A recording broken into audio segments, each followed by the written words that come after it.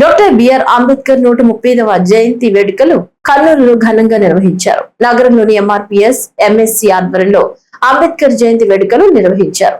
అంబేద్కర్ విగ్రహానికి పోలీసులు, అధికారులు, దళిత సంఘాల నాయకులు, నగర ప్రముఖులు పూలమాలలు వేసి నివాళులర్పించారు. ఈ కార్యక్రమంలో పాముల కుమార్ మాట్లాడుతూ అంబేద్కర్ రచించిన రాజ్యాంగం వలనే అందరికీ సమాన హక్కులు వచ్చాయని తెలిపారు. అందరూ శాంతి మార్గంలో జీవించి అంబేద్కర్ ఆశయాలను కొనసాగించాలని కోరారు. బడుగు బడగయ్య వర్గాల్లో జన్మించిన బాబాసాహెబ్ అంబేద్కర్ గారు అయితే ఆయన చదువుతున్నప్పుడు కూడా స్కూల్లో 2 గ్లాసుల పద్ధతి కొనసాగేది.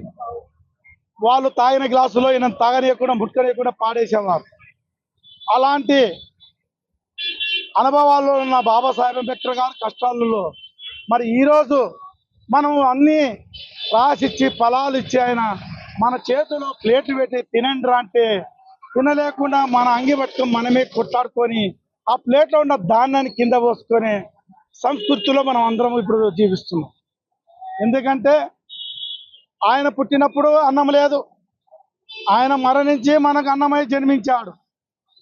ఆయన పేరు మీదనే అన్నం పుడుతుంది, ఆయన పేరు మీదనే జాబులు పుడుతున్నాయి, ఆయన పేరు మీదనే మర్యాద దక్కుతుంది, రాజకీయంలో హక్కు దొరుకుతుంది. ఇన్ని హక్కులు దొరికే మహనీయులని కోల్చుకోలేక కొంతమంది నిరుత్సాహంగా తాగుతూ తిరుగుతూ ఉంటారు.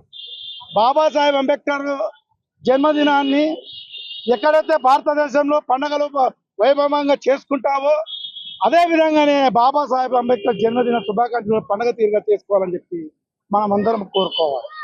ఎందుకంటే ఆయన అంతా ఇంత అనుభవించలేదు. ఆయన కష్టములు మనం ఎవరం ఆయన ఎంటకంత ఊసంతా కూడా అనుభవించలేదు.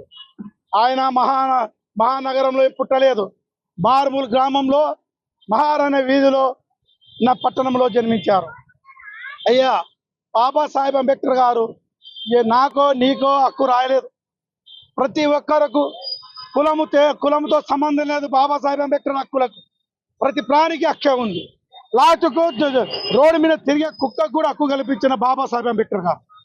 ఎందుకంటే ఆ రోజుల్లో భూములు ఉన్న వారికే ఓటు హక్కు కల్పించిన నాయకులు ఉన్నారు. అవుటినల్లా తిప్పి కొట్టడానికే బాబాసాహెబ్ అంబేద్కర్ గారు మనకు దేవుడే మన తిరిగి